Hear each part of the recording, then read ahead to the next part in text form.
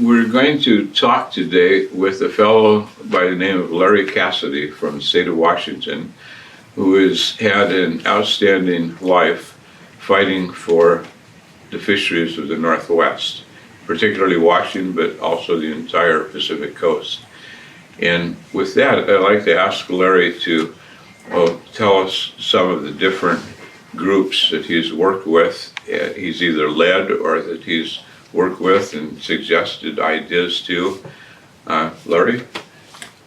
Well, thanks, Frank. I just would also say that you and I both have worked towards these same goals, as well as our host, Walt McGovern. But basically, I got first appointed in 1973 to the Washington Game Commission at that time, now the Fish and Wildlife Commission. But before that, I was president of Northwest Steelheaders and then subsequently the vice president of Trout Unlimited. But I've worked for every governor since Dan Evans, and many people don't even know who Dan Evans was, but he's one of the finest governors we had. Yes. And so I've worked for all of them. Didn't matter to me what their party was, it mattered to me what their position was with regard to this wonderful natural resources, salmon and steelhead. As far as positions I've assumed or worked on, I was the U.S. Commissioner to the Pacific Salmon Treaty with Canada. I was the U.S. Commissioner to the North Pacific Anadromous Fish Commission, which worked with 5 other countries to stop high seas drift net fishing for steelhead and salmon. And I was appointed to the Northwest Power and Conservation Council, which oversees Bonneville with regard to the Fish and Wildlife Recovery Program. We had a huge budget. You turn your lights on every time. We were getting some of your electric money every time. It was huge. So it was like going to a Super Bowl for a guy who loves to fish and hunt, which I've done all my life. I think my dad had me fly fishing when I was 6 or 7 years old. We'd go up on the South Fork of the Snoqualmie River every Sunday out of Seattle, and we would fish. And sometimes we'd go over to the Yakima and fish. But it was something I just learned early in So you learned early on. I learned early on, had a couple bad experiences. I hooked him in the ear with a fly one time. That wasn't very popular. I also broke his best rod in the door of one of the cars. And those were down days, but all in all, we had a wonderful time. And one of the things I recall most about fishing was he was a traveling salesman. And he would go to Yakima and Walla Walla and so on and so on. On his trips to Yakima, he would drop me off in Easton, Washington, and I would fish the Yakima River by myself, age 12 or 13. Wow. And wow, what it was fun. so wonderful days. And what fun. now, I didn't have a life jacket, I didn't have anything, I just was fishing. And just special days, and I remember those. Tennis shoes and shorts. And I'd be laying on a billboard when he picked me up about 4:30, 5 o'clock coming back from Yakima. But anyway, to talk about what's going on with our fisheries resource, it's become somewhat dire now, right now. Obviously, we've changed the environment on the Columbia snake system, but we are also improving the environment that we changed in that such things as the removable spillway weirs, which are on the 4 snake dams, are really working to get more outbound migrants. And that's the key to success. Number one, get the outbound migrants, whether they're smolts, steelhead, or fry as coho or chinook, get them down and out the mouth of the river. We've got potential success, assuming ocean conditions don't change. Now, with the removable spillway weirs, we're starting to get much improved passage. Now, we haven't got them all installed yet, and they're about $40 million a pop, but they're coming, and they are improving the escapement of the small fish, the outbound migrants. Secondly, you would lose all support for fish recovery in southeast Washington and northeast Oregon if you were to take out those Snake River dams.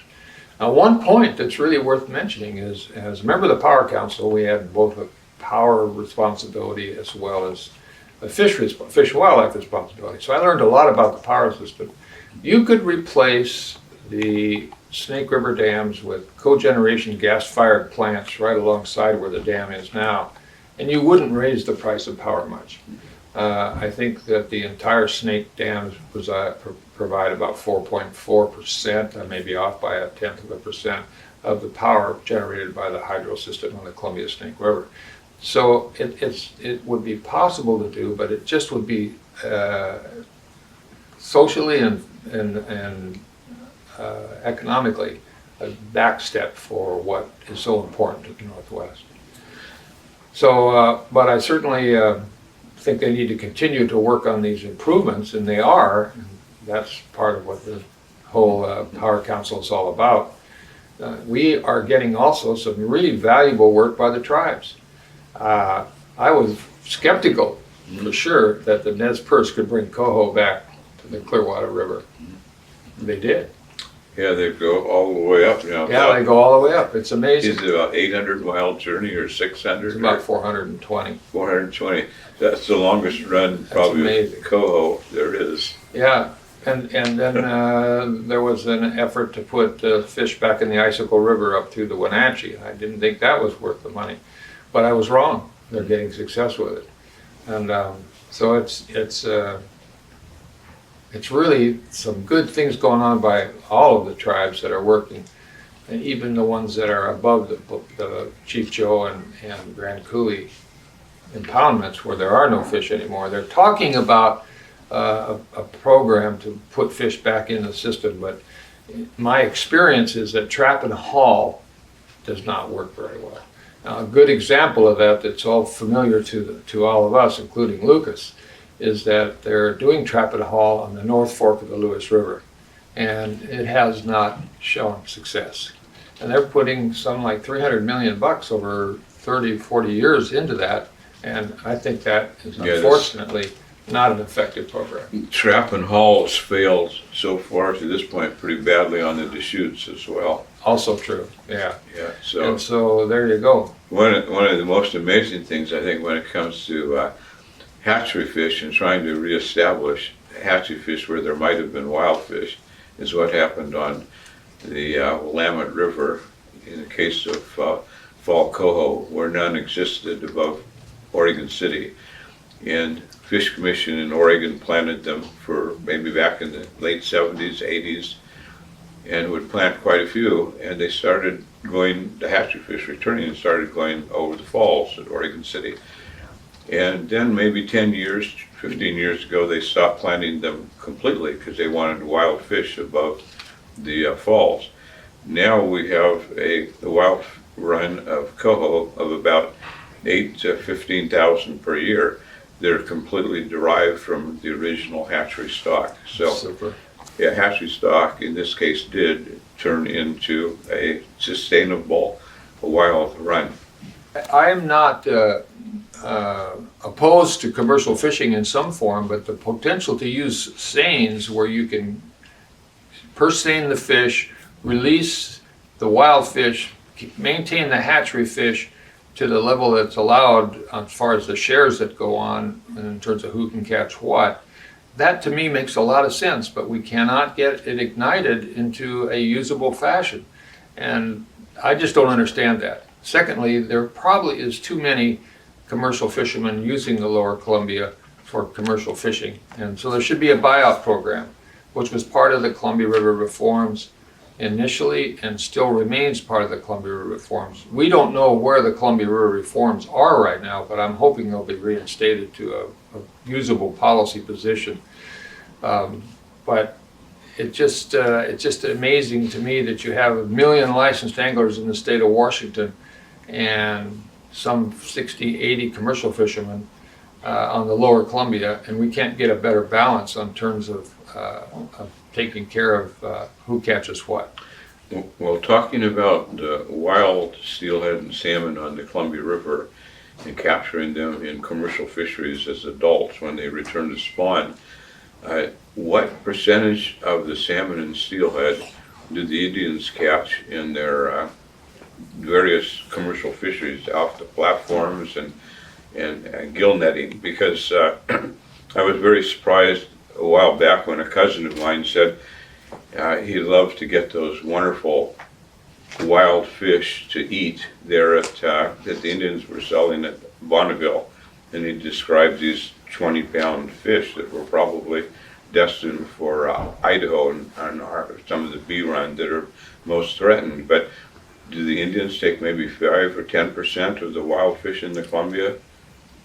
Well, they're allotted, I believe, Frank, you're asking me to search for numbers. I think this is a really tough question. If Sure. the total assignment of catch for recreational, non-tribal, and tribal and commercial non-tribal is put together, I think it's 13%, and the tribes get 7% of that, I believe. 7% of the wild fish. So That's the assignment. Now, to the extent you asked this question, how many are they catching?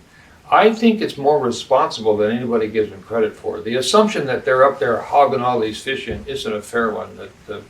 The Intertribal Fish Commission, working in concert with Washington Department of Fish and Wildlife and Oregon Fish and Wildlife, really do stay on top of what these catches are. They get catch reports, they check what's going on, and it's kept pretty well within the framework of what the allowable catch are. And the reason is the tribes have more to lose than anybody. Yeah, you're pretty comfortable that the tribes really attempting to do a good job. They do a lot of good things. Great. There was a program that the Yakimas are still undertaking where they were catching steelhead outbound after they spawned and putting them into a special tank and force feeding them shrimp and other krill and other things, and then waiting for them to go back upriver a short ways and respawn again.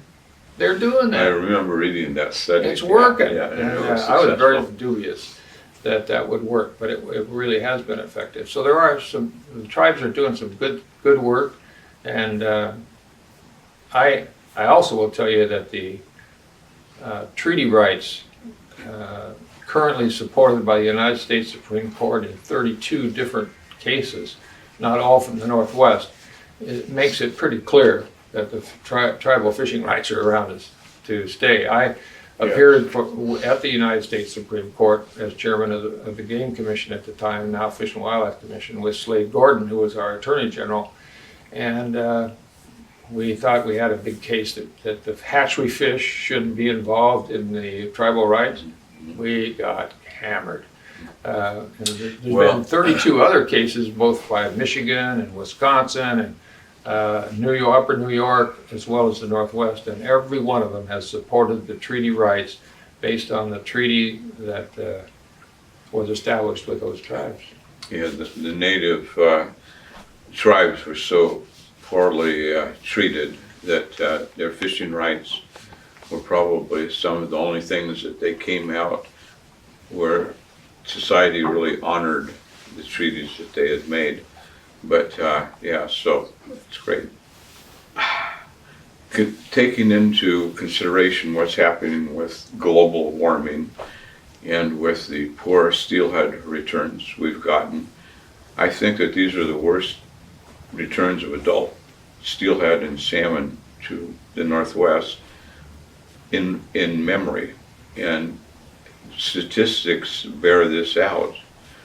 I think that we just experienced probably the worst steelhead run ever on the Columbia River, even though there were tremendous numbers of hatchery fish released. The wild fish numbers are probably about at their lowest too.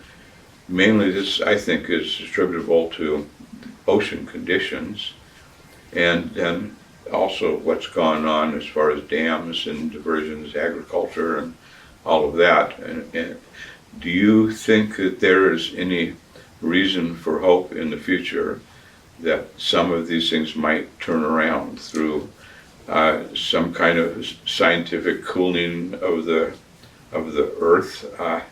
People put forward different ideas. I wish I could tell you the answer to that, because it's very complicated, but I do think the ocean conditions are a big factor in what's happening with salmon and steelhead runs, particularly on the Columbia River, which is of interest to you and I, and its tributaries. Take an example. We're getting fish on the Entiat River clear up in the north central part of Washington, but they're having the same problems as rivers like the Hoh and the Bogoshiel and other places, which have no impediments and are directly from their headwaters to the ocean. They have a clear sailing. So ocean conditions are providing a lot of the problem, or creating a lot of the problem is a better way to put it. Now, we have mackerel up in the area of the Columbia, coast of Washington, coast of Oregon, first time ever. Mackerel. And they feed on salmon steelhead smolts, and so that's a big issue. The coho traditionally stay within the plume of the Columbia River. They're out in the ocean, roaming around. Maybe they'll go up the coast a ways. I don't know exactly. Some of them go south. But steelhead, we don't know where they go. I will tell you a quick anecdote. It's anecdotal. I was the North Pacific Anadromous Fish Commissioner for the 5 countries that were trying to stop high seas drift net fishing, and we were at a meeting in Shinshu Island, south of South Korea, and this Russian scientist gave a presentation on a trawl fishery and how they prepare their fish, they process them, they can them, they box them, and they're ready to go to market when they get them done. In the process of this presentation, he said, by the way, we caught 8 adult steelhead in our catch. Where do you think they were from? Idaho? Dworshak Hatchery on Dworshak, the Clearwater River. Unbelievable. Wow. And they were all tagged clearly, you knew exactly where they were from. So we don't know where steelhead go in the ocean, and nobody's going to check because there's no commercial value to it. That's right. And so it's a real tough situation. In the case of chinook, am I right in saying that they generally follow the coast, the edge of the coast, whereas steelhead, they of course circulate way out into the ocean? I think that's a fair assessment, but nobody knows for sure what steelhead do. I do know that the salmon do migrate north, although some spring chinook go south down to the coast, Yes. off the coast of Oregon. Yes. But generally, the springs, the summers, and the falls go up north, and they get some interception by Canadians and some interception by the Alaskans. But they too have been responsible with respect to how they manage the fishing. But they take their share. And another big threat to the steelhead and salmon, particularly in freshwater and in tidal estuaries, has been California seals and also harbor seals. Yeah. And thankfully, it looks like finally the government is starting to do something along that line. I remember back in, must have been the late 70s or early 80s, when Sea Cops, I think it was a group up in Alaska, started sending out news that people from Asia were coming over, commercial fishermen, using these 40 mile long nets, kind of robbing the high seas of fish in tremendous numbers. Do you have any input into Well, sure. that? I was the U.S. Commissioner for the North Pacific Anadromous Fish Commission, which was a group from Japan, South Korea, Russia, Canada, and the U.S. of A. to stop high seas drift net fishing, which we did. We did Yes. effectively. Being on the Power Council, you've had an opportunity to see fisheries like very few people have in the Northwest, and not only in the Northwest, but probably around the world because of the need to know. And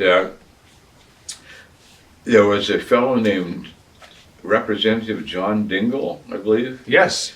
and Dingell was very important for a piece of legislation that has helped fish. But can you talk a little bit about Dingell? Sure. Yeah, I got a call from Don Bonker, our U.S. Congressman, one day, and he said, I have a fellow coming out, John Dingell, who wants to tour the Northwest and get an idea of what's going on with this Northwest Power Act. Would you mind showing him around? I said, no, I'd be happy to. So we took him fishing on the Toutle River, and I hooked a steelhead and offered the rod to him, and he said, I don't play somebody else's fish. And that hooked me. And so when we got done with that day trip, he said, what are you doing the rest of the weekend? And I said, well, I have to go up to Olympia and do a fundraiser, or you participate in a fundraiser with Dixie Lee Ray. And he said, do you mind if I just go along with you? And I said, no, come on. So we spent about 3-4 days together. And in the process, he asked me repeatedly, he says, what do we need to do with these fish? I just said, if we don't do something to save these fish, they're going to be gone in short order. And so didn't think much more about it. But here again, about 10 days later, I got a call from Denny Miller, who was the chief of staff of Henry Jackson, saying, Cassidy, you and your commission have totally goofed up the Northwest Power Act. And I said, well, what are you talking about? Because I'd forgotten that I'd mentioned these things with Dingell. And he said, John Dingell won't let it out of his committee in the House till we make the restoration of fish equal to the power generation. I said, well, what's wrong with that? That's incredible. And he said, well, you don't understand. I said, I think I do. And so off we went. Bonker called me the next day and said, don't get nervous. Dingell will never let it out of his bill till he gets what he wants. And he did. Yeah, it's a fantastic power, fish being equal to power. I know, and it's been very meaningful.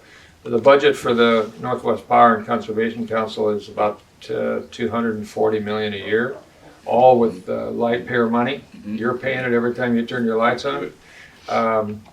And it's been a fairly effective program. I still think Bonneville's main goal is to create hydroelectric power as inexpensively as possible. It's a game of cat and mouse in some respects to get finally to a point where we can feel comfortable that we're going to really make concentrated efforts to save these fish. At the same time, we can't sacrifice this wonderful economic benefit we have for hydroelectric power. And as I mentioned earlier, the removable spillway weirs on the Snake River, some of the timings of when they spill water versus when they don't, and the escapement process to get the little ones down, which I think is a critical problem. We've got to get the little fish into the ocean, and then we have to cross our fingers and make sure they can survive enough to come back as adults. But it's very important to get them out there. And they go through a real gauntlet of dams, but they're improving the passage for those fish. Secondly, they've got the cormorants and Caspian terns that are eating significant amounts of them. Yeah. I went down and visited the island where the Sand Islands? Yeah, Sand Island, yes. Where the cormorants were eating and Caspian terns were eating the salmon. And you could see them, hundreds of them, with these little fish hanging out of their mouth. Yeah. And the problem was I sort of like those little birds. They're really cute. But they're beautiful birds. I've seen them in Chile. They fly from the south, from the southern part of the planet to the northern part of the planet. The longest traveling bird migration species. The interesting thing was that the Caspian terns were re-energized in the early 80s by the U.S. Fish and Wildlife Service. Prior to that, they were not a problem. And now they, of course, love Horlick's ice cream in the name of fish, and it's been an issue. But I think they've moved the Caspian terns down to lower in the Columbia, where they reduced the take of salmon and steelhead from about 75% to about 40%. Now those are old figures. I've been off the council for a number of years, but they're trying to do good things. Well, so what do you think when it comes to politics and fish? I mean, if you put the steelhead up against, or the steelhead or the salmon up against certain politicians, there aren't going to be any steelhead. Well, it's hard for a congressman or a senator in Iowa to worry about salmon or steelhead on the east coast or west coast of our country, but they need to be.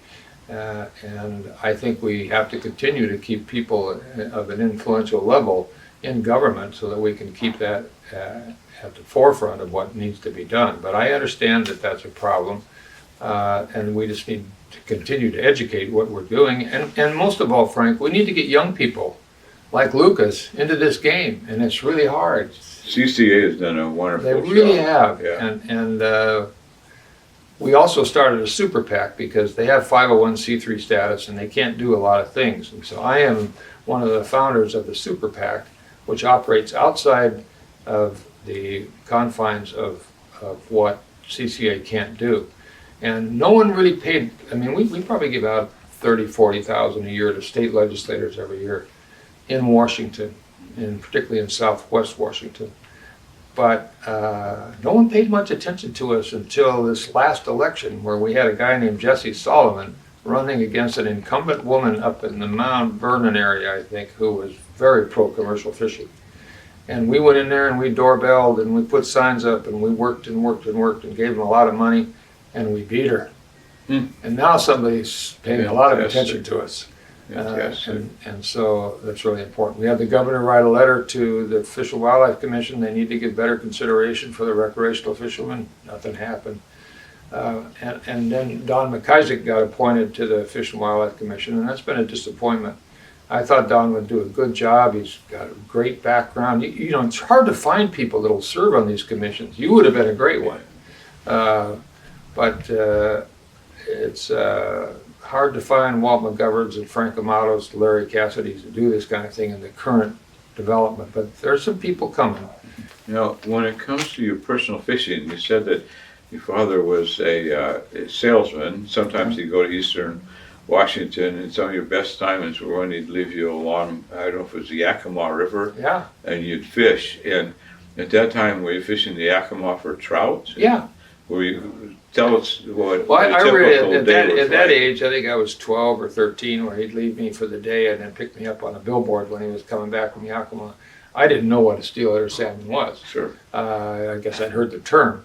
But no, I was fishing for trout, having a ball, and just fly fishing. And yeah, it was in the summer, and I was out of school at that time, so it was a special education for me. But my dad and I fished together from the time I was 6 or 7 years old. He taught me to fly fish. Well, I imagine at that time you were using worms and eggs, and like Sometimes, we all started out as kids. I didn't know the difference and how important it was. But Now once I learned to fly fish, that really got me hooked. And now you're telling me that you've just been kind of working on spay casting, and isn't that a kind of an interesting, complicated form of it's complicated. It getting works. the bait out? Yeah, it works. Why? Of course, it's only for fly fishing that you'd spay cast, and I just drifted the Grand Ronde River about 10 days ago, and did really well. I got it going good. I'm left-handed, so everything you do is on a different situation than this situation, and so I've really had to work at it. Getting back to your fishing, what is your favorite fish? Oh, steelhead. I'm a steelhead trout fisherman. Okay. That's what I am. I mean, I love to eat spring salmon. That's probably the finest fish you could eat in the world, in my view. But I'm a steelhead. Well, you started out steelhead fishing, and what prompted you to get involved with the steelheaders, and what drove you on to build, I believe, I've been told, the chapter membership of the Vancouver Club to something like 400 people back in like the 70s. That was incredible. Yeah. Well, I moved down to Vancouver from Seattle, and I moved into Vancouver rather than Portland because I knew there were several fishing streams fairly close. Kalama, East Fork, North Fork, Washougal.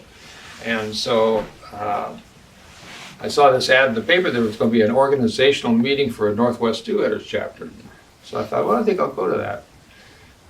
And at that time, you needed 12 sign-ups before you could form a chapter, and we only had 8. And so we had to go back another month later. And I met a dear friend named Max Hall, who just died, but he was a dear friend of mine, and we fished together for years on the Klickitat.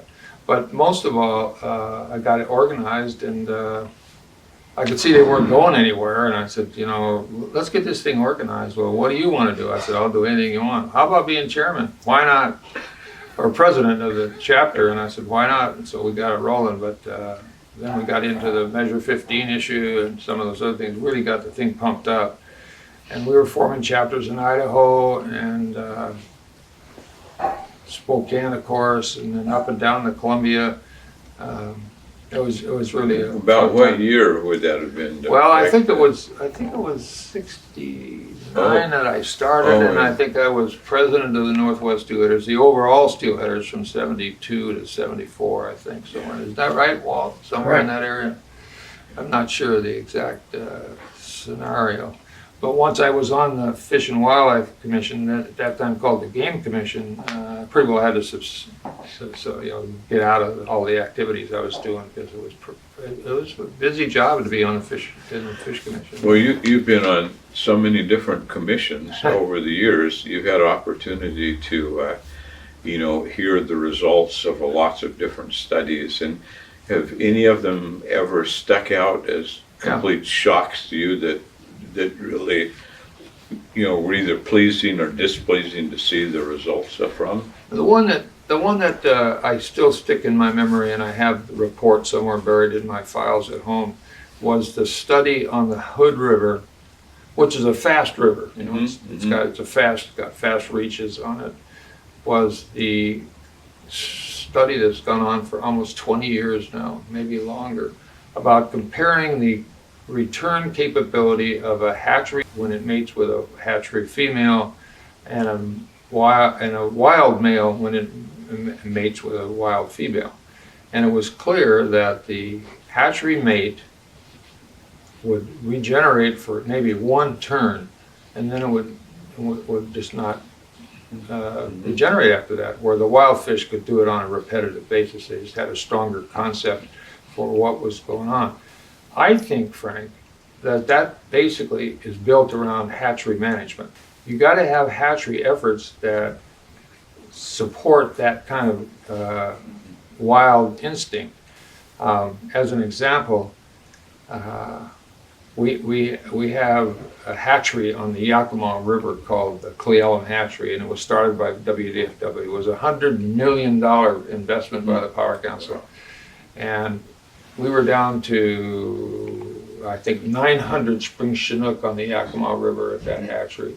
We're now averaging about 6,000 a year, and so one year we had 22,000. So it really worked. But here's what they do different. They don't feed the fish on the top. They have underground planting systems that bring the feed out. They paint the raceways in camouflage. They put merganser ducks into a wire cage and submerge the cage so that the fish learn to dart from the prospect of being eaten by a merganser. And then they do one thing that I think is really significant for hatchery management, and that is they do volitional release, which means they release the fish whenever it decides to go. So they open the raceways, and if the fish wants to hang around for a week or two or wants to go out immediately, that's entirely up to the biological, chemical, the mind of the fish. Whereas a lot of hatcheries at that time were managed by, well, I got to play golf on Friday, so I think I'll dump the fish in on Thursday, and it just wasn't good hatchery management. I think much of that's changed, but we need to do more of it. All of us, sometimes our memories are augmented or are better than we think they are. But when you think back over the years, are there certain streams that you don't have to mention them, or experiences in your life that kind of took you a certain way or changed you from using this technique to that technique, or this bait to that bait, or this rod to that rod? Well, I don't think specifically that there is things that changed me in terms of my fishing habits, but I will tell you what I really have seen is in the early 1990s, 1990s, we were down to a very desperate level of spring chinook. Now that's come back strongly, both for the hatchery component as well as a better improvement of wild fish. Probably the river that I've been most disappointed in is the Klickitat, because it used to be significant with regard to steelhead catch, and you can still get fall chinooks in there, you can get coho in there, but basically I've fished it for steelhead for years, and basically I think, and I've checked out pretty close with the fellow that runs that for the Yakima Nation, what is going on, and it's a water supply issue. They need to rebuild that hatchery up at Glenwood and get it a better water supply and a better, all the things I mentioned about earlier, what we did in the Cle Elum hatchery and so on to get that better. But that's been disappointing. Now I can tell you that there was a weekend where my partner and I hooked and released 40 steelhead in one day. And that's unbelievable. How do you spell that, River?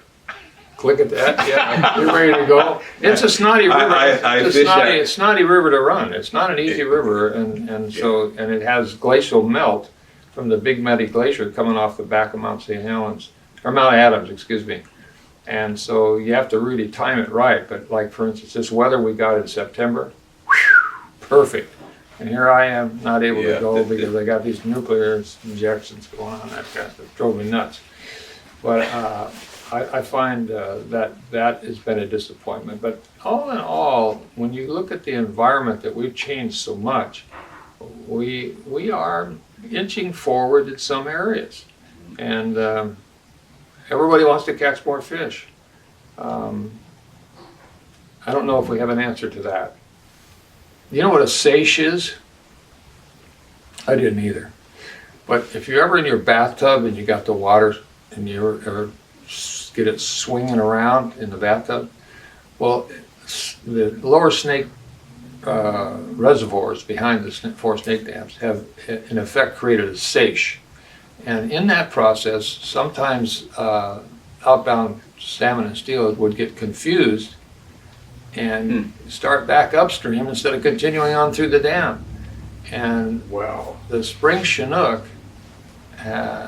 which normally migrate, I think, in the spring, have now delayed their migration, and they're coming out when they get better flows.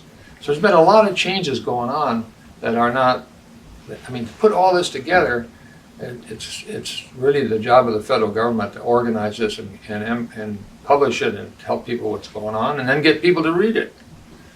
It's complicated because most guys that are really good guys that really understand how to catch a fish just want to go catch one. And I'm not sure we can afford just that single endeavor anymore. We need to get people really involved. It slipped off, went over, and broke me off.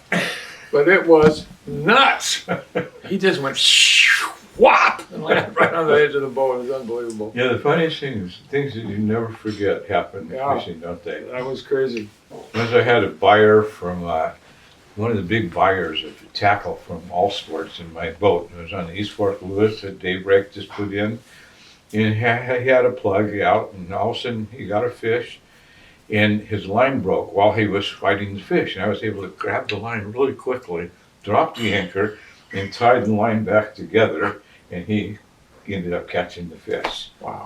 That was unusual. That was unusual. I mean, that was totally luck because the fish cooperated. Because when the line broke, it was kind of slack for a second.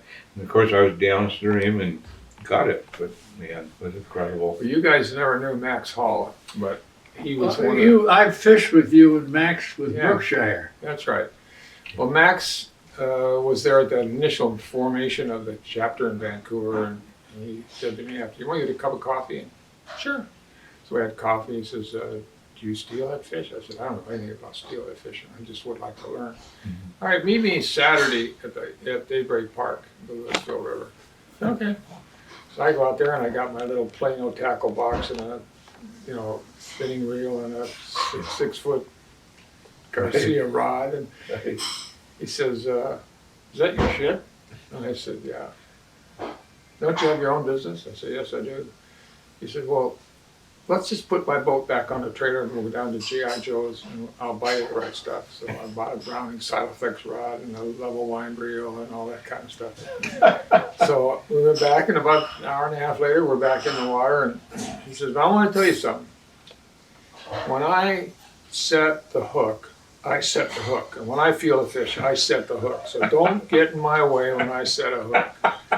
I said, "I got you. I understand." So all of a sudden, we're down a hole or two from Daybreak, and he goes, "Hey, there's one." He said, "Back," and I leaned over and went right out of the boat into the East Fork of the Lewis River in the dead of winter. God, that's horrible. And I'm laying there with one foot up on the gunnel and the water pouring over me, and he looks down and he says, "We're either going to have a hell of a fight or be friends for life." And it turned out we were friends for life. I started laughing then. It was really funny. But that was my introduction to steelhead fishing. I remember fishing with Bill Luce on the Solettes, and he set the hook. we were in his boat, or I was in his boat, and I remember when he set the whole boat would just kind of rock. Liz Hamilton at my birthday party said, how did I get involved in Measure 15 and the steelheaders? Oh, I fished back east for bass, and I didn't know what a steelhead was when I came out here. I went to first sportsman show 50 years ago. And there's a booth, there's a gill net up there, and it said, save our steelhead. I said, what's that all? What's a steelhead? And they told me it's a rainbow trout that spawns in the fresh water and goes to the ocean and comes back a lot bigger, almost the size of it will, up to 25 pounds, bigger sometimes, 30 pounds. And I was outraged, and I joined the Steelheaders. And before I knew it, I was president of the Steelheaders. Yeah, great. And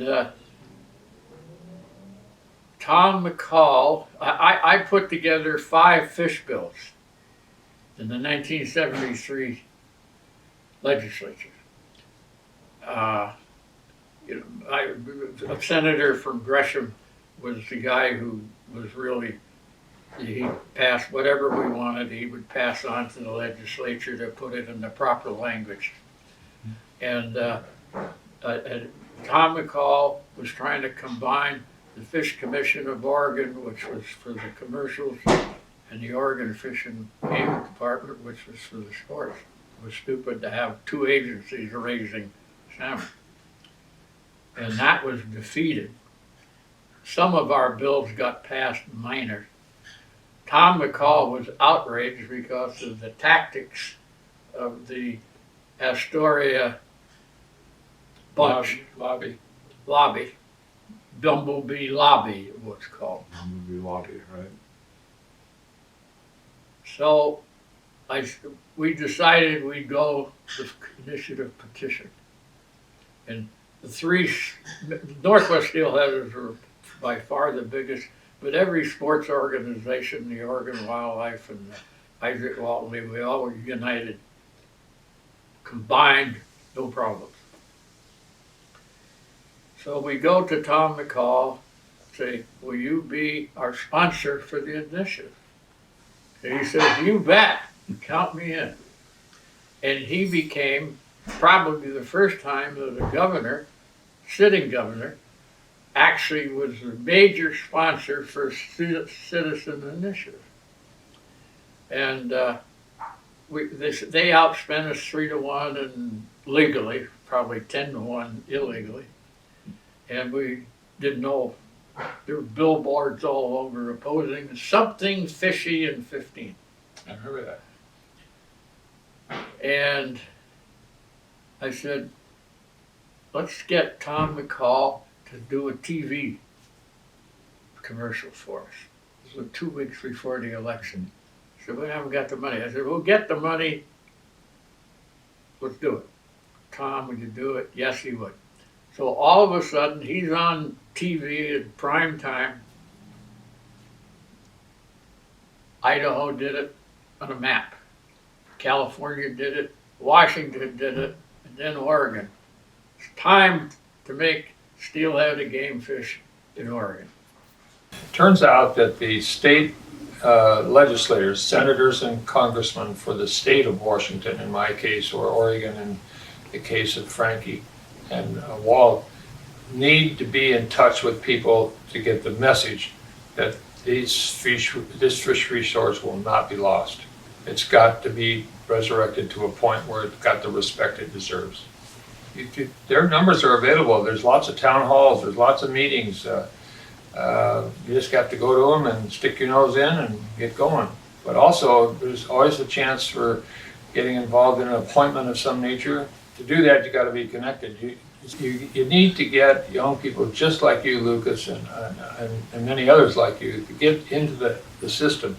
And it's time consuming. You know, you say, first of all, you got to have an ego the size of a barn to get into all this stuff.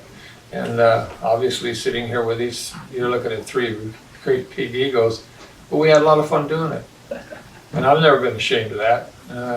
My dad taught me to fish, and I just decided I was going to keep pursuing this and on his behalf, if nothing else. But also, I like the attention and all the other things that went with it. These salmon and steelhead have been around for hundreds of thousands of years. And in the last 135 years, we have screwed them up royally. And there's no need for that. We maybe can't bring them back from 200,000 years ago, but we can make a modicum of recovery for, and I think some of that's happening, for salmon and steelhead in the Columbia snake system. It can be done. It just has to take commitment, and whether that has to be done through lawsuits or just through a general awareness of what's going on in the states of Oregon and Washington. I don't know. I don't know the total answer to all that, but it needs to be brought to the fore more often.